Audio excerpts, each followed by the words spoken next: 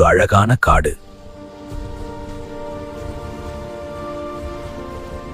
மரங்கள் சூழ்ந்த காட்டின் நடுப்பகுதியில் ஒரு பெரிய யானை கூட்டம் விழித்தெழுகிறது.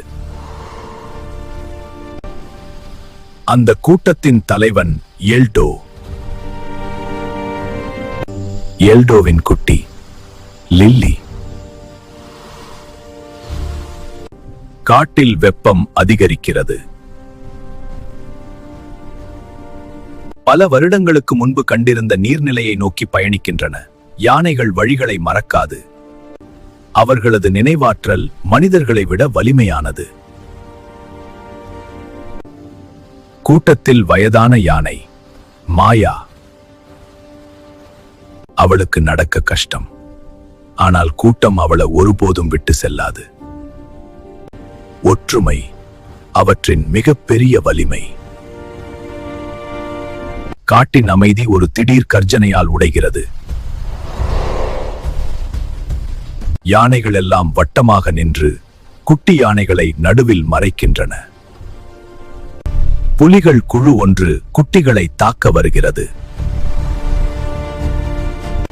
ஆனால் யானைகள் பயப்படுவதில்லை. எல்டோ அவைகளை விரட்டி அடித்தான்.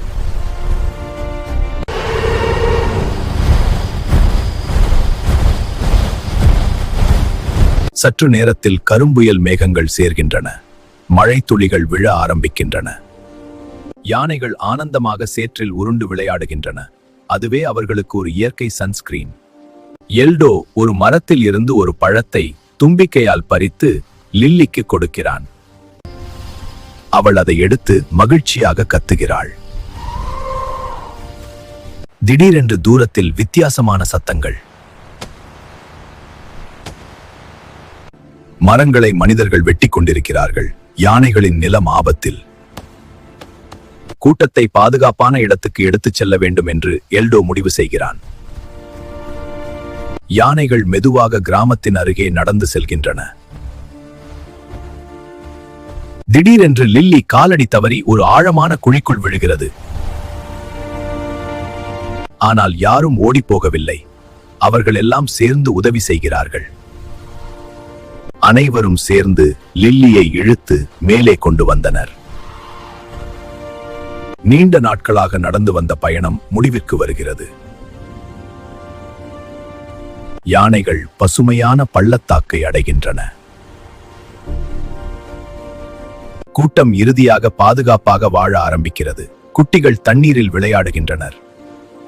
எல்டோ நிம்மதியாக காட்டு அரசன் போல தொலைவில் காட்சியை பார்க்கிறான். இளம் யானைகள் எல்டோவின் நடையை பார்த்து அதை பின்பற்றி நடக்கின்றன.